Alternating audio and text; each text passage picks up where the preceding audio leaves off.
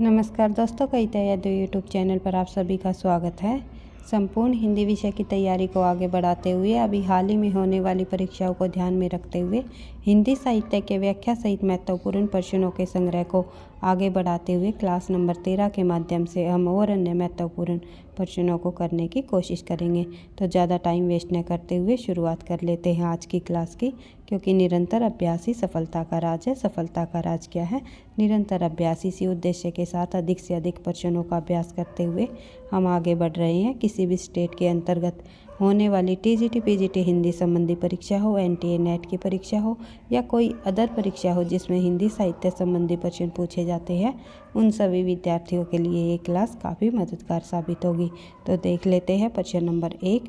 बालचंद बिजबाई भाषा दुहु नहीं लगन दूजन हासा। ये जो पंक्तियाँ है ये किसकी पंक्ति है?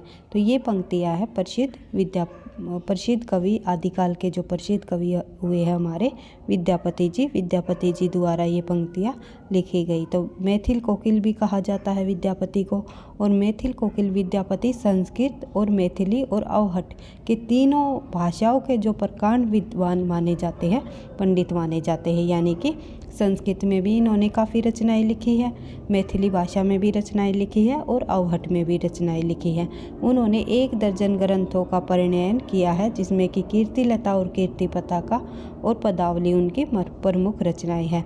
पदावली विद्यापति की ख्याति का मुख्य आधार है और विद्यापति की जो प्रसिद्ध पंक्तियाँ हैं ये इसी से ली गई है। बालचंद बिजबाई भाषा दुहु नहीं लगन दूजन हासा। और जो पदावली जो रचना है इन्होंने मैथिली भाषा में की है, ये भी ध्यान रखना है।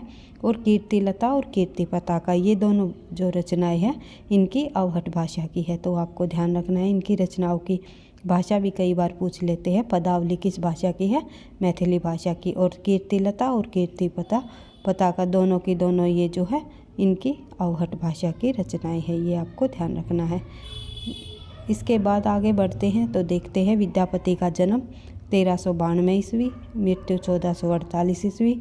और वह शिव के भक्त थे, लेकिन उन्होंने प्रेम गीत और भक्ति वैष्णव गीत भी लिखे हैं।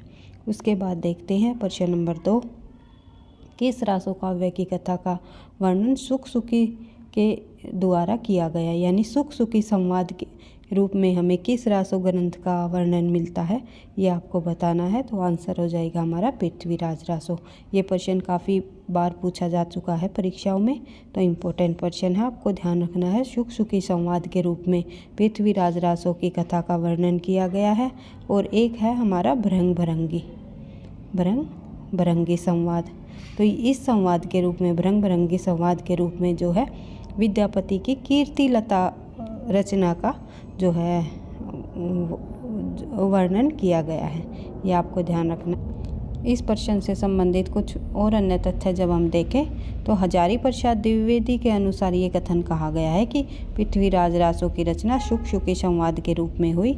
जिन सर्गों में यह शैली नहीं मिलती उन्हें प्रक्षिप्त या जोड़ा या मिलाया हुआ मानना चाहिए। इससे वे अंश प्रक्षिप्त सिद्ध होते हैं जिसे इतिहास विरुद्ध तथ्य हैं, जिसमें इतिहास विरुद्ध तथ्य पाए जाते हैं या तथ्य है। ये जो कथन है पूरा कथन भी परीक्षा में पूछा जाए तो आपको ध्यान रखना है, हजारी प्रसाद जी का है। आगे बढ़ते हैं, प्रश्न नंबर 3 देख लेते हैं। संत मत के अलावा शब्द जो है शब्द का प्रचलन किस पंथ में हुआ? तो संत मत के अलावा शब्द यानी कि शब्द का प्रचलन हमें मिलता है नाथ पंथ के अंतर्गत, तो ध्यान रखना है। डॉक्टर पीताम्बर दत्त बड़थवाल ने गोरखनाथ की रचनाओं का संग्रह गोरखवाणी नाम से संपादित किया। हिंदी साहित्य सम्मेलन से प्रकाशित कराया गया। शब्दी पद शिष्यादर्शन प्राण संकली और नरवे बोध आत्मबोध अभय मात्रा जोग 15 तिथि सप्तवार मच्छिंदर गोरख बोध रोमावली गायन तिलक पंचमात्रा, इन 13 रचनाओं को पीताम्बर दत्त बड़थवाल ने प्रमाणिक माना है। और हजारी प्रसाद द्विवेदी के अनुसार शब्दी गोरखनाथ की सबसे प्रमाणिक रचना है और शब्दी या शब्द प्रचलन नाथ पंथ में हुआ और संत मत में बहुप्रचलित है, तो ये आपको ध्यान रखना है। और गोरखनाथ की जो वाणियों गोरखनाथ की रचनाओं का जो संग्रह है गोरखवाणी नाम से किसने किया, तो आपको ध्यान रखना है पीताम्बर दत्त भड़तवाल ने। आगे बढ़ते हैं, अगला प्रश्न देख लेते हैं। प्रश्न नंबर 4, भारतेंदु हरिश्चंद्र के निम्नलिखित रूपकों में भाण कौन सा है, यानी भाण कौन सा माना जाता है। भारतेंदु हरिश्चंद्र जी के रूपकों में से, रूप को यानी कि नाटकों में से, नाटक को ही रूपक भी कहा जाता है भाई, ये भी आपको ध्यान रखना है। तो आंसर हो जाएगा हमारा विस्मय विस्मोधम। विस्मय विस्मोधन को जो है भाण माना गया है। भाण के अंतर्गत जो है केवल एक ही पात्र होता है, ये भी आपको ध्यान रखना है। आगे बढ़ते हैं, भारतेंदु हरिश्चंद्र के मौलिक नाटक वेदिकी वेदिकी हिंसा न भवती 1873। इस नाटक में भारतेंदु हरिश्चंद्र ने मांसाहार के कारण ही की जाने वाली हिंसा का पर व्यंग्य किया है। तो वेदिकी हिंसा न भवती, इसमें जो है भारतेंदु जी ने किस पर व्यंग्य कटाक्ष किया है, तो ये आपको ध्यान रखना है। भारतेंदु ने मांसाहार के कारण की जाने वाली हिंसा पर व्यंग्य किया है। फिर है इनका प्रेम जोगनी 1874 ईस्वी, सत्य हरिश्चंद्र 1875, चंद्रावली 1875, विस्मय विस्मोधम जिसे जो है भाण नाटक माना गया है। उसके बाद जो है भारत जननी, भारत दुर्दशा और नील देवी। अंधेर नगरी 1881। इस नाटक में ब्रिटिश शासन व्यवस्था और धार्मिक पाखंडों पर भी प्रहार किया है। ऐसा माना जाता है कि हिंदू नेशनल थिएटर की मांग पर भारतेंदु जी ने इस नाटक की रचना एक रात में की। तो ये प्रश्न कई बार पूछा जाता है कि भारतेंदु जी का वह ऐसा नाटक कौन सा है जिसकी रचना उन्होंने एक रात में की, तो आंसर हो जाएगा अंधेर नगरी। फिर है इनका सती प्रताप 1884, जो कि इनका अधूरा नाटक रह गया था इनकी मृत्यु के कारण। बढ़ते हैं आगे, भारतेंदु हरिश्चंद्र जी के अनुदित नाटकों में शामिल है रत्नावली, हर्षवर्धन द्वारा रचित संस्कृत नाटक का अनुवाद है, विद्या सुंदर बांग्ला से अनुदित नाटक है, और पाखंड विडम्बन जो है कृष्ण मिश्र जी कृत प्रबोध चंद्रोदय के तृतीय अंक का अनुवाद है। ये कई बार पूछ लिया जाता है, पर पाखंड विडम्बन जो है किसका अनुवाद है, या प्रबोध चंद्रोदय के तृतीय अंक से भारतेंदु जी का कौन सा नाटक अनुदित है, तो आपको ध्यान रखना है पाखंड विडम्बन। आगे बढ़ते हैं, कर्पूर मंजरी की बात करें तो 1875 ईस्वी, प्राकृत में रचित राजशेखर की रचना का अनुवाद है। अगला आगे बढ़ते हैं तो देख लेते हैं मुद्रा राक्षस जो नाटक है, इनका भारतेंदु जी का गुप्तकालीन नाटककार विशाख दत्त के संस्कृत नाटक का अनुवाद दिया गया है। फिर है दुर्लभ बंधु, शेक्सपियर द्वारा रचित नाटक मानचेस्ट ऑफ वर्निस का अनुवाद है। आगे बढ़ते हैं, अगला प्रश्न हमारा प्रश्न संख्या 5, तपेदिक की मरीज मन्नो की कथा किस कहानी में चित्रित है। तपेदिक की मरीज मन्नो की जो कथा है वे निम्नलिखित में से बादलों के घेरे में कहानी से चित्रित है। बादलों के घेरे जो कहानी है वो कृष्णा शोभती जी की है, ये भी आपको ध्यान रखना है। प्रकाशन वर्ष 1980। ये प्रश्न NTA-NET के अंतर्गत पूछा गया प्रश्न है भाई, तो आपको ध्यान रखना है। उन्होंने 1980 में साहित्य अकादमी पुरस्कार तथा 1996 में साहित्य अकादमी ध्येयवर्ती से सम्मानित किया जा चुका है कृष्णा शोभती जी को। इनकी अन्य महत्वपूर्ण रचनाएं है सिक्का बदल गया वर्ष 1948 ईस्वी, जिंदगी नामा जो है उनका उपन्यास है 1979 ईस्वी, दिलो दानिश जो है 1993 ईस्वी। आगे बढ़ते हैं, प्रश्न नंबर 6 देख लेते हैं। सिद्धों और योगियों की रचनाओं का जीवन की स्वाभाविक अनुभूतियों और दिशाओं से कोई संबंध नहीं, अतः वे शुद्ध साहित्य की कोटि में नहीं आती। ये कथन जो है किसके द्वारा कहा गया है। सिद्धों और योगियों की रचनाओं को जो है शुद्ध साहित्य की कोटि के अंतर्गत किसने नहीं माना, ये आपसे कई बार प्रश्न पूछा जाता है। आंसर हो जाएगा हमारा आचार्य रामचंद्र शुक्ल। सिद्ध और नाथों की रचनाओं को उन्होंने शुद्ध साहित्य की कोटि में नहीं माना, तो ये आपको ध्यान रखना है। रामचंद्र शुक्ल जी ने सिद्ध और योगियों की रचनाओं को सिद्ध और योगियों की रचनाओं को सिद्ध साहित्य में नहीं माना। उनकी आलोचना करते हुए जीवन की जो है स्वाभाविक अनुभूतियों और दशाओं से संबंधित नहीं माना। बढ़ते हैं थोड़ा सा और आगे तो 8वीं शताब्दी में 84 सिद्धों के साथ बौद्ध धर्म वर्जियान की परंपरा का प्रचलन हुआ। ये सभी नाथ थे। बौद्ध धर्म के वर्जियान शाखा के अनुयायी ही जो है क्या कहलाए, सिद्ध कहलाए। आगे बढ़ते हैं। अगला प्रश्न है हमारा, नाटक जारी है किस विधा की रचना है। आप सभी को पता है नाटक जारी है कई बार परीक्षाओं में पूछे जाता है। तो ये है लीलाधर जुगड़ी जी का काव्य संग्रह, तो ये इनकी कविता है, ये आपको ध्यान रखना है। नाटक जारी है इनका काव्य संग्रह है लीलाधर जुगड़ी जी का। लीलाधर जुगड़ी के प्रमुख काव्य संग्रहों में शामिल है शंखमुखी शिखरों पर नाटक जारी है। इस यात्रा में रात अभी भी मौजूद है। बची हुई पृथ्वी काफ़ी बार परीक्षाओं में पूछा जाता है। घबराए हुए शब्द भय भी शक्ति देता है। ये सभी जो है काव्य संग्रह किनके हैं, लीलाधर जुगड़ी जी के हैं, जो कि काफ़ी प्रसिद्ध है। इनकी जो ये रचना नाटक जारी है इम्पोर्टेंट है, काफ़ी बार परीक्षाओं में पूछी जाती है।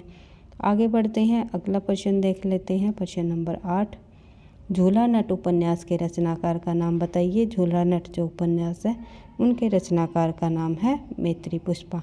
मैत्री पुष्पा जी द्वारा ये उपन्यास लिखा गया है झूला नट, जो कि परीक्षा की दृष्टि से काफ़ी इम्पोर्टेंट है, कई बार परीक्षाओं में पूछा जा चुका है। तो देख लेते हैं। टीटर+B के अंतर्गत भी ये प्रश्न आ चुका है, तो आपको ध्यान रखना है। जिन जिन परीक्षाओं में पूछे जा चुके प्रश्न हैं वे अपने आप में इम्पोर्टेंट होते हैं, और हम उन्हीं प्रश्नों को टारगेट करते हुए, उन्हीं प्रश्नों को लेते हुए जो है विद सॉल्यूशन के साथ PYQ को करते हुए जो है अपने इस सीरीज़ को आगे बढ़ा रहे हैं। अगर आपको प्रश्न पसंद आते हैं, लगता है आपकी परीक्षाओं के लिए ये हेल्पफुल रहेंगे, तो प्लीज़ वीडियो को आप लाइक और कमेंट अवश्य किया करो, ताकि मुझे भी नेक्स्ट क्लास बनाने का मोटिवेशन मिलता रहे। और चैनल पर पहली बार हो तो सब्सक्राइब कर लेना, तो ताकि नोटिफिकेशन समय पर मिलता रहे। तो देख लेते हैं। झूला नट जो उपन्यास है उसके रचनाकार है मैत्री पुष्पा जी। यह मैत्री पुष्पा जी का एक प्रसिद्ध उपन्यास है। मैत्री पुष्पा जी की अन्य प्रसिद्ध रचनाएं हैं कस्तूरी कुंडल बसे, बेतवा बहती रहे, स्मृति दंश, फैसला, सिस्टर, अब फूल नहीं खिलते, गुड़िया भीतर गुड़िया इनकी आत्मकथा है। ये भी आप ध्यान रखना है। आगे बढ़ते हैं। काफ़ी बार पूछा जाता है गुड़िया भीतर गुड़िया आत्मकथा किसकी है, तो आपको ध्यान रखना है। मैत्री पुष्पा जी, सॉरी भाई, एक सेकेंड, मैत्री पुष्पा जी की है। आगे बढ़ते हैं। तो देख लेते हैं प्रश्न नंबर 9, रामायण के रचयिता कौन है। तो आपको पता ही है, संस्कृत के प्रख्यात विद्वान जो है वाल्मीकि जी। वाल्मीकि जी द्वारा लिखा गया राम के जीवन पर आधारित रामायण। आगे बढ़ते हैं। वाल्मीकि जी का दूसरा नाम क्या है, रत्नाकर। ये भी आपको ध्यान रखना है। महर्षि वाल्मीकि जी का अगर कोई दूसरा नाम पूछ ले तो आपको ध्यान रखना है कि रत्नाकर इनका दूसरा नाम हुआ है। रामायण महाकवि, संस्कृत के महाकवि रहे हैं वाल्मीकि जी। रामायण इनके द्वारा लिखा गया संस्कृत का प्रमुख महाकाव्य है। रामायण में भगवान विष्णु के अवतार रामचंद्र जी के चरित्र का वर्णन दिया गया है। वाल्मीकि जी के जन्म की बात करें तो वाल्मीकि जी का जन्म आश्विन मास की पूर्णिमा को हुआ, और इसी दिन को हिंदू धर्म कैलेंडर में वाल्मीकि जयंती के नाम से भी कहा जाता है, मनाया जाता है। फिर बात कर लेते हैं। एक विद्वान और हुए हैं संस्कृत के काफ़ी प्रसिद्ध, उनके बारे में भी कई बार पूछ लिए जाते हैं। बाणभट्ट जी। बाणभट्ट दरबारी कवि थे। संस्कृत कविता और गद्य की रचनाएं करने वाले सबसे महान कीर्तियों में से एक थी। आगे बढ़ते हैं। बाणभट्ट की जो प्रमुख रचनाएं है कादम्बरी, काफ़ी बार पूछा जाता है। हर्षचरित्र इनके 2 प्रमुख ग्रंथ रहे हैं। आगे बढ़ते हैं। अगला प्रश्न है प्रश्न नंबर 10, त्यागपत्र उपन्यास के लेखक का नाम बताइए। त्यागपत्र उपन्यास जो है जैनेन्द्र कुमार जी का है, यह भी आपको पता ही है, तो देख लेते हैं। जैनेन्द्र का प्रमुख उपन्यास त्यागपत्र 1937 ईस्वी में प्रकाशित हुआ। हिंदी के सर्वश्रेष्ठ लघु उपन्यासों में से जो है मृणाल नामक भाग्यहीन युवती के जीवन पर आधारित यह उपन्यास है। और इसमें जो है इनकी मृणाल नामक भाग्यहीन युवती की जो जीवन पर आधारित इनके द्वारा लिखा गया एक अत्यंत प्रभावशाली और मार्मिक कथा को प्रस्तुत करने वाला उपन्यास है। कौन सा? त्यागपत्र, ये भी आपको ध्यान रखना है। और जैनेंद्र की अन्य औपन्यासिक कीर्तियाँ कौन कौन सी है तो देख लेते हैं। अन्य जो इनके उपन्यास है, परख 1929, सुनीता 1935, कल्याणी 1929, सुखदा 1953, विवर्त 1953, व्यतीत भी 1953 और जयवर्धन 1956 का ये उपन्यास है। आगे बढ़ते हैं। इनके प्रकाशन वर्ष को भी कई बार पूछ लिया जाता है, खासकर सुनीता और जो परख। उसके बाद जो है इनको कर्मानुसार लगाने का प्रश्न भी NTA नेट के अंतर्गत हमेशा पूछा जाता है। आगे बढ़ते हैं, अगला प्रश्न देख लेते हैं। प्रश्न नंबर 11, निम्नलिखित में से कौन सा विद्वान पृथ्वीराज रासो को सर्वदा अप्रमाणिक ग्रंथ मानने वालों में शामिल नहीं है? कौन सा जो विद्वान है जो पृथ्वीराज रासो को अप्रमाणिक ग्रंथ नहीं मानता? तो आंसर हो जाएगा हमारा मोहनलाल विष्णुलाल पांडे। रामचंद्र शुक्ल जी, गौरीशंकर हीराचंद ओझा जी और डॉक्टर बुल्लर, तीनों के तीनों विद्वान पृथ्वीराज रासो को अप्रमाणिक ग्रंथ मानते हैं। और रामचंद्र शुक्ल जी ने तो पृथ्वीराज रासो को एक जाली ग्रंथ ही कह डाला था, ये भी आपको ध्यान रखना है। और मोहनलाल विष्णुलाल पांडे जो है पृथ्वीराज रासो ग्रंथ को प्रमाणिक मानते हैं, ये भी आपको ध्यान रखना है। और मोहनलाल विष्णुलाल पांडे के अलावा मिसर बंधु, कर्नल टाड और श्याम सुंदर दास जी जो है पृथ्वीराज रासो को प्रमाणिक मानते हैं। अप्रमाणिक मानने वालों में शामिल है गौरीशंकर हीराचंद ओझा, बुल्लर, मुंशी देवी प्रसाद, आचार्य रामचंद्र शुक्ल, कविराज श्यामलदान आदि जो है इनको अप्रमाणिक मानते हैं। और हजारी प्रसाद द्विवेदी, सुनीति कुमार चटर्जी और मुनि जिनविजय, ये जो है इनको पृथ्वीराज रासो ग्रंथ को क्या मानते हैं? अर्ध प्रमाणिक।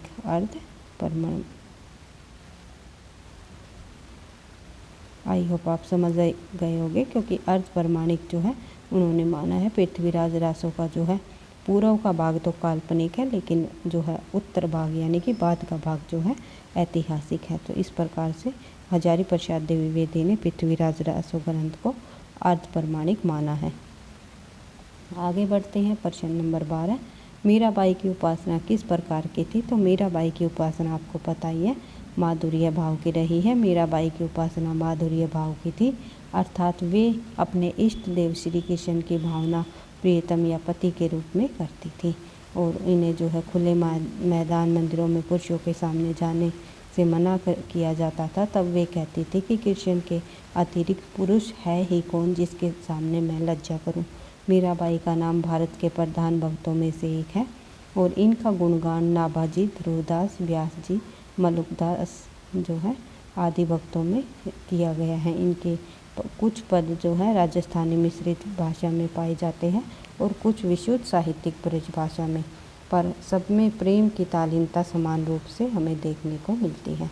आगे बढ़ते हैं, अगला प्रश्न देख लेते हैं। प्रश्न नंबर 13, सुजान कुमार किस सूफी प्रेमाख्यान का नायक है? तो सुजान नामक जो नायक निम्नलिखित में से किस सूफी प्रेमाख्यान काव्य का रहा है? तो ये आपको बताना है। आंसर हो जाएगा हमारा चित्रावली, जिसको लिखा है उस्मान जी ने। उस्मान इसके रचनाकार है। तो देख लेते हैं। चित्रावली सूफी काव्य परंपरा का ग्रंथ है। इसके रचयिता उस्मान है। इसमें नेपाल के राजा धरणीधर के पुत्र सुजान कुमार और रूपनगर की राजकुमारी चित्रावली की प्रेम कथा वर्णित है। सुजान और चित्रावली दोनों चित्रकार हैं। नायक चित्रसारी में नायिका का चित्र देखकर अपना चित्र भी उसके साथ बना देता है। नायिका भी नायक का चित्र देखकर उस पर जो है प्रेमासक्त हो जाती है और दूत के माध्यम से एक मंदिर में दोनों का मिलन हो जाता है। नायिका को पाने के लिए नायक को अनेक कष्टों का सामना करना पड़ता है। यहाँ कवि ने घटनाओं के विस्तार और व्यापकता की ओर विशेष ध्यान दिया है। अतः नायक नायिका को पाने में सफल हो जाता है। इस प्रकार चित्रावली की जो कथा है वो सुखांत काव्य ग्रंथ माना जाता है। दुखांत नहीं है, सुखांत है। दोनों का मिलन हो जाता है अंत में। आगे बढ़ते हैं। अगला प्रश्न है प्रश्न नंबर 14, सखी हो श्याम रंग रंगी, देखी बिकाई गई वह मूर्ति, सूरज माही पगी। ये जो पंक्तियाँ हैं ये निम्नलिखित में से गदाधर भट्ट जी की है। गदाधर भट्ट चैतन्य महाप्रभु को गदाधर भट्ट जो है चैतन्य महाप्रभु को भागवत सुनाया करते थे और नाभादास के भक्तमाल में इनके जो है इस पद का उल्लेख हमें मिलता है। आगे बढ़ते हैं, अगला प्रश्न देख लेते हैं। प्रश्न नंबर 15, मैथिली शरण गुप्त की प्रतिभा का विकास सर्वाधिक हमें किस साहित्यिक रूप में देखने को मिलता है? तो आंसर हो जाएगा हमारा प्रबंधकार के रूप में। मैथिली शरण गुप्त ने जो है लगभग जो है जितने खंड काव्यों की रचना की है, अधिक उतने किसी और कवि ने नहीं की। रंग में भांग से लेकर के रत्नावली तक जो है इनके अंतराल उन्होंने 19 खंड काव्यों की लगभग 19 खंड काव्यों की रचना की है। इसके अतिरिक्त जय भारत 1952 जैसा वृहद प्रबंध काव्य और साकेत जो है 1930 में आया सैदर्श महाकाव्य की रचना भी उन्होंने की है। मैथिली शरण गुप्त की प्रतिभा का सर्वाधिक विकास प्रबंधकार के रूप में माना जाता है। आगे बढ़ते हैं, अगला प्रश्न देखते हैं। प्रश्न number 16, principle of literary criticism के लेखक कौन है? तो आंसर हो जाएगा हमारा I.A. रिचर्ड्स। कई बार जो है हमें पाश्चात्य लेखकों से संबंधित रचनाएं भी परीक्षाओं में देखने को मिलती है, खासकर NTA नेट के अंतर्गत। NTA नेट में जो है हमेशा पाश्चात्य संबंधी काफ़ी सारे प्रश्न परीक्षा में पूछे जाते हैं, तो आपको ध्यान रखना है। रिचर्ड्स ने पाश्चात्य साहित्य में व्यवस्थित सौंदर्य शास्त्र का निर्माण किया। रिचर्ड्स ने संप्रेक्षण सिद्धांत दिया है और इनके अनुसार किसी अन्य की अनुभूति को अनुभूत कर लेना ही जो है प्रेषणीयता कहलाती है, और सौंदर्य की स्थिति किसी वस्तु में नहीं बल्कि जो है पाठक या दर्शक के मन पर पड़ने वाले प्रभाव में होती है, ऐसा माना गया है। और साधारणीकरण का सिद्धांत रस निष्पत्ति में सहायक है। साधारणीकरण असाधारण या विशेष वस्तु को साधारण और सर्वमान्य बनाने की प्रक्रिया को ही क्या कहा जाता है? साधारणीकरण। ग्रंथ the principle of literary criticism 1924 ईस्वी, practical criticism 1929, science and poetry 1926, the philosophy of literary 1936। ये सभी की सभी जो रचनाएं हैं रिचर्ड्स जी की हैं, और साथ ही प्रिंसिपल ऑफ लिटरेरी क्रिटिसिज्म। उसके बाद आगे बढ़ते हैं, अगला प्रश्न है प्रश्न नंबर 17, कविता को जीवन और जगत की अभिव्यक्ति किसने कहा? आंसर हो जाएगा आचार्य रामचंद्र शुक्ल ने। कविता द्वारा असंभव को भी संभव बनाया जा सकता है, ये किसके द्वारा कहा गया? ये जो है कहा गया महावीर प्रसाद द्विवेदी जी द्वारा। रस ही कविता का सबसे बड़ा गुण है, ये किसने माना है? ये माना है महावीर प्रसाद द्विवेदी जी ने। आगे बढ़ते हैं, आचार्य महावीर प्रसाद द्विवेदी ने किस पत्रिका के माध्यम से खड़ी बोली हिंदी को परिष्कृत व परिमार्जित करने में महत्वपूर्ण भूमिका निभाई है? तो आंसर हो जाएगा हमारा सरस्वती पत्रिका। सरस्वती पत्रिका का संपादन तो आप लोग कई बार आप पढ़ चुके हो, किसने किया? तो आंसर हो जाएगा हमारा चिंतामणि घोष जी। 1900 ईस्वी में चिंतामणि घोष जी ने जो है इलाहाबाद से शुरुआत की थी सरस्वती पत्रिका की संपादन की। उसके बाद जो है श्याम सुंदर दास जी ने इसका संपादन कार्य भार संभाला। फिर जो है महावीर प्रसाद द्विवेदी ने 1930 से लेकर के 1920 तक का उसका संपादन कार्य संभाला। और भारतेंदु जी की पत्रिका ये आप लोगों को पता ही है, बाला बोधनी, हरिश्चंद्र मैगजीन, और जो है साथ ही जो है कवि वचन सुधा भी जो है भारतेंदु जी की ही पत्रिका है। आगे बढ़ते हैं, अगला प्रश्न देख लेते हैं प्रश्न नंबर 20, उत्तर भारत की खड़ी बोली हिंदी दक्षिण के में किस रूप में विकसित हुई? तो आंसर हो जाएगा हमारा दक्कनी हिंदी के रूप में विकसित हुई। आगे बढ़ते हैं, अगला प्रश्न देख लेते हैं प्रश्न नंबर 21, मध्यकाल में राजकाज की भाषा के रूप में किस भाषा को मान्यता मिली हुई है? तो आपको पता ही है, फारसी भाषा को मान्यता मिली हुई थी मध्यकाल के अंतर्गत राजकाज की भाषा के रूप में। आगे बढ़ते हैं, प्रश्न नंबर 22, कविता भाषा में आदमी होने की तमीज है, धूमिल जी द्वारा कहा गया। ये पंक्ति जो है धूमिल जी की है कि कविता जो है कविता भाषा में आदमी होने की तमीज है। तो आई होप आप समझ गए होंगे। तो अगर आपको वही प्रश्न अच्छे लगते हैं तो एक बार और कहना चाहूँगी मैं, वीडियो को प्लीज़ लाइक और कमेंट अवश्य किया करो, क्योंकि आपके लाइक कमेंट से मुझे नेक्स्ट क्लास बनाने का और अधिक मोटिवेशन मिलता है। तो उसकी नज़र में कविता भाषा में आदमी होने की तमीज़ है। किसकी नज़र में? धूमिल जी की नज़र में। 9 नवंबर 1936 को बनारस में खेलवी गांव में सुदामा पांडे धूमिल जी का जन्म हुआ। कवि धूमिल की कविता अपने समय से कहीं ज़्यादा प्रासंगिक है। सड़क से संसद तक नामक कविता संग्रह जो कि सन 1971 में प्रकाश में आया, इसमें जो है भय, भू का काल, सतोलुकता और अंतहीन भटकाव को रेखांकित किया जाता है। न कोई छोटा है न कोई बड़ा है, हर आदमी जो है एक जोड़ी जूता है। ये भी जो है धूमिल जी की पंक्तियाँ हैं, काफ़ी बार परीक्षाओं में पूछी जाती हैं। आगे बढ़ते हैं। प्रश्न नंबर 23, कविता शब्दों की अदालत में अपराधियों के कटघरे में खड़े एक दोषी आदमी का हलफनामा है। ये किसके द्वारा कहा गया? तो ये भी जो है धूमिल जी की पंक्ति है। कविता जो है कविता आदमी होने की तमीज़ है, कविता भाषा में आदमी होने की तमीज़ है। न कोई छोटा है न कोई बड़ा है, हर आदमी एक जोड़ी जूता है। और कविता शब्दों की अदालत में अपराधियों के कटघरे में खड़े एक निर्दोष आदमी का हलफनामा है। तीनों के तीनों कथन जो है धूमिल जी के हैं। इन तीनों कथनों को आपको ध्यान रखना है। आगे बढ़ते हैं, अगला प्रश्न देख लेते हैं। प्रश्न नंबर 24, प्रेमचंद ने कहानी को किस नाम से पुकारा है? तो प्रेमचंद ने कहानी को गल्प कहा है, गल्प नाम से पुकारा है। आगे बढ़ते हैं। प्रेमचंद को जो है कहानी का सम्राट और जो उपन्यासों का सम्राट भी कहा जाता है।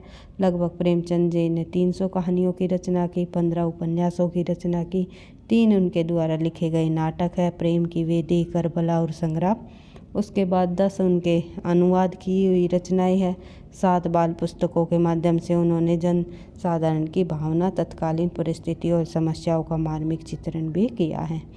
आई होप आप समझ गए होंगे। बढ़ते हैं आगे। प्रश्न नंबर 25, क्योंकि समय कम है, जल्दी जल्दी अधिक से अधिक प्रश्नों को हम रिवाइज करने की कोशिश कर रहे हैं, तो इसलिए मैं आप लोगों को थोड़ा सा जो है स्पीड के साथ जल्दी जल्दी कराने की कोशिश करती हूँ, ताकि अधिक से अधिक प्रश्नों को हम रिवाइज कर पाए परीक्षा तक। तो NTA NET की परीक्षा आप लोगों की 8 जनवरी को जो शुरुआत होने वाली है, तो आप लोगों की परीक्षा तक जो है काफ़ी सारी जो प्रश्न इस सीरीज़ के माध्यम से आपको कवर हो जाएंगे, जो कि NTA NET के अंतर्गत पहले ये पूछे गए प्रश्न भी है और वे इम्पोर्टेंट है, एक्सपेक्टेड क्वेश्चन भी है जो कि पूछे जाने की संभावना है। तो देख लेते हैं प्रश्न नंबर 25, नीलम देश की राजकन्या के रचनाकार का नाम बताइए। तो आपको पता ही है, नीलम देश की राजकन्या जो है जैनेंद्र जी की ही रचना है, जो कि उनका कहानी है उनकी। और कहानी संग्रह की बात करें तो फांसी, वातायन, नीलम देश की राजकन्या और 2 चिड़िया, ये उनकी प्रमुख कहानी संग्रह है। और परख, सुनीता, त्यागपत्र हमने पढ़ाई था, ये इनके द्वारा लिखे गए प्रमुख उपन्यास रहे थे। आगे बढ़ते हैं। प्रश्न नंबर 36, प्लेग की चुड़ैल कहानी के लेखक का नाम बताइए। तो प्लेग की चुड़ैल नामक जो कहानी है उसके लेखक है लाला भगवान दीन। लाला भगवान दीन भारत के प्रमुख शिक्षा शास्त्री, स्वतंत्रता संग्राम सेनानी, दार्शनिक व कई संस्थाओं के संस्थापक भी रहे हैं। 1955 में इन्हें भारत रत्न की सर्वोच्च उपाधि से भी जो है वसीभूत किया जा चुका है। भगवान दास की जो रचनाएं हैं, प्लेग की चुड़ैल और उर्दू बेगम, इनकी ये 2 प्रमुख कहानियां हैं। उसके बाद आगे बढ़ते हैं। बुद्धगुप्त व चंपा किस कहानी के पात्र हैं? परीक्षाओं में बार बार पूछे जाने वाला प्रश्न है। बुद्धगुप्त और जो चंपा जो है आकाशदीप के पात्र हैं। आकाशदीप कहानी में जयशंकर प्रसाद की स्वच्छंदतावादी दृष्टि की अभिव्यक्ति हुई है। यह नायिका प्रधान प्रेम कहानी है। इस कहानी की नायिका चंपा है। यह जयशंकर प्रसाद का तीसरा कहानी संग्रह है, जिसका प्रकाशन 1929 में हुआ। इसमें संकलित कहानियों की कुल जो संख्या है वो 19 मानी जाती है। आगे बढ़ते हैं। इसमें से किसने आदिकाल को जयकाल या रीतिकाल को कलाकाल की संज्ञा दी है? तो आंसर हो जाएगा हमारा रमाशंकर शुक्ल रसाल जी ने। आदिकाल को जो जयकाल और रीतिकाल को क्या नाम दिया है? कलाकाल। आगे बढ़ते हैं। अगला प्रश्न हमारा, निम्नलिखित काव्य संग्रह के प्रकाशन का सही अनुक्रम बताइए। तो यहाँ पर काव्य संग्रह दिए गए हैं, इनको हमें सही अनुक्रम के साथ लगाने हैं। सुमित्रा नंदन पंत जी के ये काव्य संग्रह है, तो आंसर हो जाएगा हमारा ग्रंथि, वीणा, पल्लव, गुंजन। तो देख लेते हैं। ग्रंथि का प्रकाशन 1920, उससे उच्छ्वास का भी 1920 है भाई। वीणा 1927 में आई, फिर आई 1928 में पल्लव, फिर गुंजन 1932, युगांत 1936, युगवाणी 1939, ग्राम्य 1940, श्रवण किरण 1947, उसके बाद युगपथ 1949, उत्तराभी 1949, वाणी 1958, कला और बूढ़ा चांद 1959, अतिमा 1955, लोकायतन 1964, चिदम्बरा भाई इनकी 1900 वैसे तो 58 की रचना है, लेकिन 1968 में इन्हें साहित्य अकादमी पुरस्कार से ज्ञानपीठ पुरस्कार से नवाजित किया गया, क्योंकि हिंदी के अंतर्गत जो है सुमित्रानंद जी ऐसे लेखक रहे हैं जिन्हें सबसे पहले हिंदी में ज्ञानपीठ पुरस्कार से सम्मानित किया गया। तो चिदम्बरा पर इन्हें ज्ञानपीठ पुरस्कार प्राप्त हुआ है 1968 में, ये आपको ध्यान रखना है। उसके बाद सत्यकाम 1975, और उसके बाद आगे बढ़ते हैं। प्रकाशन काल की दृष्टि से कौन सा अनुक्रम सही है? प्रकाशन काल की दृष्टि से हमें सही अनुक्रम जब यहाँ पर देखना है तो आंसर होगा हमारा सबसे पहले श्यामा सौपन, जिसका प्रकाशन 1888 में जगमोहन सिंह द्वारा, जगमोहन सिंह इसके लेखक रहे हैं। फिर है माँ 1929, विशंबरनाथ कौशिक इनके लेखक है। फिर है सती मैया का चोरा 1959, भैरव प्रसाद गुप्त जी इसके लेखक है। फिर है सोना माटी, एक सेकंड भाई, सोना माटी जो है विवेकी राय जी इसके लेखक हैं। उपन्यास के आगे बढ़ते हैं, अगला प्रश्न देख लेते हैं, प्रश्न नंबर 31।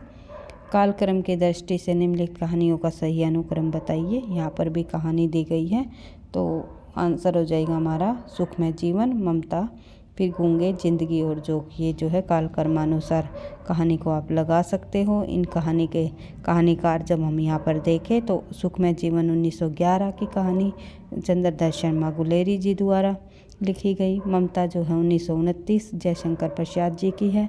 गूंगे 1945 रागे राघव जी की है। जो जिंदगी और जोक जो 1958 जो कि अमरकांत जी की है। आगे बढ़ते हैं, अगला प्रश्न देख लेते हैं, प्रश्न नंबर 32। विजय देवनारायण शाही की कविता किस सप्तक के में संग्रहित है? तो तार सप्तक से भी संबंधित जो है आज्ञा जी द्वारा जो ये सप्तक का प्रकाशन किया, 4 सप्तकों का, इनसे संबंधित एक प्रश्न हमेशा परीक्षाओं में पूछा जाता है। NTA नेट की परीक्षा हो या TGT PGT परीक्षा हो, तो आपको ध्यान रखना है विजय देवनारायण शाही जी का नाम आता है तीसरे सप्तक के अंतर्गत। सभी सप्तकों के कवियों को आपको ध्यान रखना है, जैसे कि तार सप्तक में आने वाले जो कवि है वो अक्के जी, रामविलास शर्मा, मुक्तिबोध, प्रभाकर माचवे, नेमीचंद्र जैन, गिरजा कुमार माथुर और भारत भूषण अग्रवाल। दूसरे सप्तक के अंतर्गत आने वाले जो कवि है वे है शमशेर बहादुर जी, भवानी प्रसाद मिश्र जी, उसके बाद शकुंतला माथुर और एक सेकंड भाई,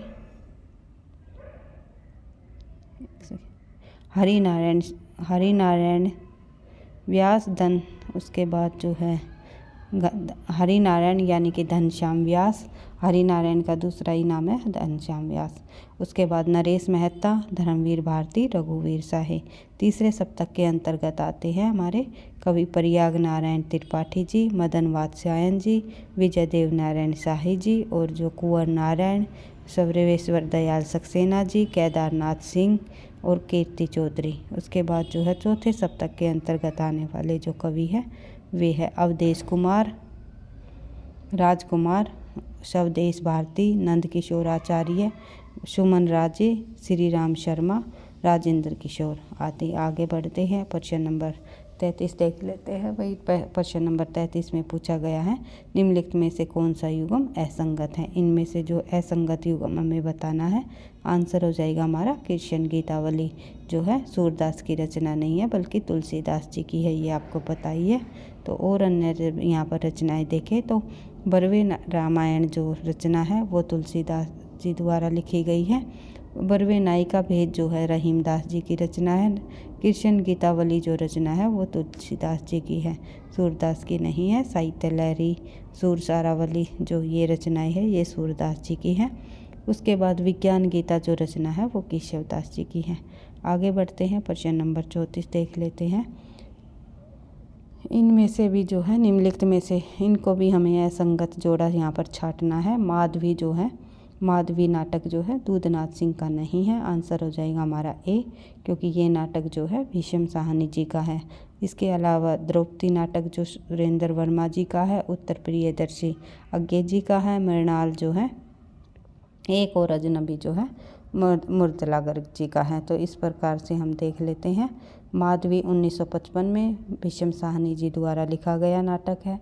उसके बाद द्रौपदी सुरेंद्र वर्मा जी का, उत्तर प्रियदर्शी जो है अज्ञे जी की गीति नाट्य माना जाता है। एक और अजनबी जो है मुर्तला गर्ग जी का नाटक है। आगे बढ़ते हैं, अगला प्रश्न देख लेते हैं, प्रश्न नंबर 35। इनमें से नई कहानी कहानीकार से जुड़ा है। कौन नई कहानी आंदोलन के साथ कौन कहानीकार नहीं जुड़ा, ये प्रश्न पूछा हुआ है। भाई प्रश्न में थोड़ी सी मिस्टेक हो गई टाइपिंग मिस्टेक के कारण, तो आपको ध्यान रखना है। हमारा प्रश्न है कि इनमें से कौन सा कहानीकार ऐसा है जो नई कहानी आंदोलन से नहीं जुड़ा। तो आंसर हो जाएगा हमारा ज्ञानरंजन, क्योंकि मोहन राकेश, कमलेश्वर और राजेंद्र यादव तीनों के तीनों जो है नई कहानी आंदोलन से जुड़े हुए लेखक है। तो ध्यान रखना है 1955-56 के लगभग ये नई कहानी आंदोलन चला था। और जो इनके अंतर्गत जो आंदोलन में शामिल हुए मोहन राकेश, कमलेश्वर, राजेंद्र यादव तीनों प्रमुख विद्वान रहे हैं। जबकि कहानी आंदोलन जो है 1960-62 के आसपास चला था, जिसके प्रवर्तक गंगा प्रसाद विमल जी माने जाते हैं। ज्ञानरंजन, दूधनाथ सिंह, रविंद्र कालिया, सुधा अरोड़ा आदि इस आंदोलन के प्रमुख कहानीकार हैं। आगे बढ़ते हैं, अगला प्रश्न देख लेते हैं, प्रश्न नंबर 36। इनमें से गंगोली गांव किस उपन्यास के केंद्र में है। तो गंगोली गांव जो है किस उपन्यास के केंद्र में है, ये आपको बताना है। आंसर हो जाएगा हमारा आधा गांव। आधा गांव जो है गंगोली गांव राही मासूम रजा द्वारा लिखा गया। उसके बाद जो है जल टूटा हुआ जो है रामदर्शन मिश्र जी का, जो कि पूर्वा गांव से संबंधित है। उसके बाद अलग अलग वेतरनी जो है शिव प्रसाद सिंह का उपन्यास है, जो कि कैरता गांव से संबंधित है। फिर है प्रति परिकथा जो है ये फणीश्वर नाथ रेणुका जो है पारानपुर गांव से संबंधित है।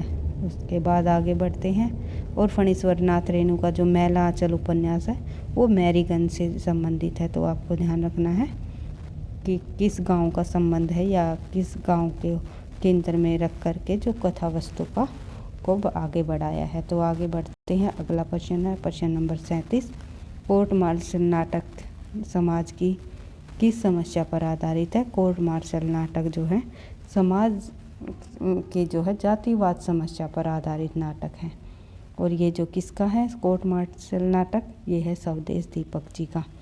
आगे बढ़ते हैं, अगला प्रश्न देख लेते हैं। उद्यंत मार्तंड को प्रकाश में लाने का श्रेय किसे जाता है। आंसर हो जाएगा हमारा ब्रजेंद्र बंदोपाध्याय जी को। आगे बढ़ते हैं, अगला प्रश्न हमारा झूठा सच की सैर का वर्णन नहीं है। झूठा सच जो कि यशपाल जी द्वारा लिखा गया उपन्यास है, इसमें निम्नलिखित में से कानपुर शहर का वर्णन नहीं है।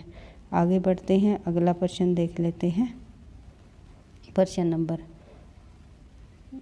प्रश्न की संख्या थोड़ी सी भाई गड़बड़ हो गई, तो कोई बात नहीं, देख लेते हैं प्रश्न। चंद्रदेव से मेरी बातें शीर्षक कहानी सर्वप्रथम किस वर्ष प्रकाशित हुई। आंसर हो जाएगा 1904 में। ये कहानी आप लोगों की NTA-NET में लगी हुई भी है। चंद्रदेव से मेरी बातें शीर्षक कहानी सर्वप्रथम 1904 में प्रकाशित हुई, जिसकी रचनाकार है राजेंद्र बाला घोष, बंग महिला। इनकी जो कहानियाँ हैं चंद्रदेव से मेरी बातें, कुंभ में छोटी बहू, दुलाई वाली, दालिया इत्यादि जो है इनकी प्रमुख कहानी है, जो कि सरस्वती पत्रिका में प्रकाशित हुई है। और चंद्रदेव से मेरी बातें यह इनकी पत्रात्मक शैली में लिखी गई पहली कहानी मानी जाती है। पत्रात्मक शैली की पहली कहानी भी पूछ लिया जाए तो आंसर हो जाएगा चंद्रदेव से मेरी बातें। आगे बढ़ते हैं, इनमें से नाग बोडस द्वारा लिखित नाटक कौन सा है। तो नाग बोडस जी द्वारा लिखित नाटक इनमें से है खूबसूरत बहू। इसके अलावा योर्स फेथफुली, यमगाथा और अमृतपुत्र नाटक किसके द्वारा लिखे गए हैं, ये भी हम देख लेते हैं। नागबोडस जी के नाटक है खूबसूरत बहू, थेकू बाबा, लोचनदास, नर नारी, कीर्ति विकीर्ति। योर्स फेथफुली नाटक मुद्रा राक्षस जी का है। यमगाथा नाटक दूधनाथ जी का है। इसके अलावा अमृतपुत्र नाटक आनंद शर्मा जी का है। उसके बाद देख लेते हैं प्रश्न नंबर 43, कालक्रम की दृष्टि से पत्रिकाओं का सही अनुक्रम बताइए। यहाँ हमें कालक्रम की दृष्टि से पत्रिकाओं का सही अनुक्रम जब देखना है तो देख लेते हैं। सबसे पहले आएगी हमारी आनंद कादम्बरी, उसके बाद सरस्वती, फिर श्री शारदा प्रतीक पत्रिका। तो इनका प्रकाशन वर्ष भी देख लेते हैं किसके द्वारा संपादित की गई, ये भी हम देख लेते हैं। प्रकाशन वर्ष 1881। आनंद कादम्बरी बद्रीनारायण चौधरी मिर्जापुर से निकाली गई। फिर है सरस्वती पत्रिका 1900 ईस्वी में चिंतामणि घोष जी द्वारा मासिक रूप से काशी से निकाली गई। फिर है श्री शारदा 1916 में नर्मदा मिश्र प्रसाद जी द्वारा निकाली गई। फिर है प्रतीक जो है 1947 अज्ञे जी द्वारा द्विमासिक इलाहाबाद से निकाली गई। आगे बढ़ते हैं, अगला प्रश्न देख लेते हैं। आज का हमारा अंतिम प्रश्न है तो भाषा प्रवीण सुछंद सदा रहे जो धन के कवि बखाने पंक्तियाँ किसकी है, तो ये पंक्तियाँ जो है रतनदास जी द्वारा लिखी गई है। तो ब्रज रतनदास जी की जो ये पंक्तियाँ हैं ये घनानंद कवित्व के घनानंद की प्रस्ती में लिखी गई। भाषा प्रवीण बखाने ब्रज रतनदास जी की पंक्तियाँ है। झलके अति सुंदर आनंद गोर छकें दृढ़ राजतीत गानंद हवे, जो ये है घनानंद जी की पंक्तियाँ है। कभू मिलोबो कभू मिलोबो वह धीरज ही मैं धरेबो करे, ये बुद्धि सेन जी की पंक्तियाँ है, यानी कि बोधा कवि की। कुटिल कटारी है अटारी उतंग अति जमुना तरंग है तिहारो सत्संग है, तो ये पंक्तियाँ हैं ये जगन्नाथ दास रत्नाकर जी की हैं। तो ये पंक्तियों से संबंधित भी काफ़ी सारे प्रश्न परीक्षाओं में पूछे जाते हैं, इसलिए हम कथन और पंक्तियों से संबंधित अधिक से अधिक प्रश्नों को जो है इस सीरीज़ के माध्यम से करने की कोशिश करते हैं, ताकि कथन और पंक्ति जो है आपकी बार बार रिवाइज होती रहे, जो इम्पोर्टेंट है परीक्षाओं में बार बार जो पूछी जाती है, ताकि आप जब परीक्षा में उनको देखो या आपके सामने हो तो आप बिल्कुल भी उनका जो है गलत आंसर ना लगाओ, बिल्कुल सही स्टिक तरह जो है उनका आंसर लगा करके आओ। अधिक से अधिक स्कोर प्राप्त करना ही जो है हमारा परीक्षा में उद्देश्य रहेगा, कि इन प्रश्नों के माध्यम से जो है हम इन प्रश्नों के माध्यम से हम अपनी तैयारी को इस प्रकार से आगे बढ़ाएं कि हम जो है परीक्षा में अधिक से अधिक स्कोर कर पाएँ। तो सफलता का राज है निरंतर अभ्यास। इसी उद्देश्य के साथ जो है अधिक से अधिक प्रश्नों का अभ्यास करते हुए हम अपनी हिंदी साहित्य से संबंधित प्रश्नों की तैयारी को धीरे धीरे बढ़ाते रहेंगे। प्रश्न पसंद आए तो लाइक करना, दोस्तों के साथ शेयर करना, चैनल पर पहली बार हो तो सब्सक्राइब कर लेना, ताकि नोटिफिकेशन आपको समय पर मिलता रहे। पढ़ते रहना, आगे बढ़ते रहना। थैंक यू, धन्यवाद।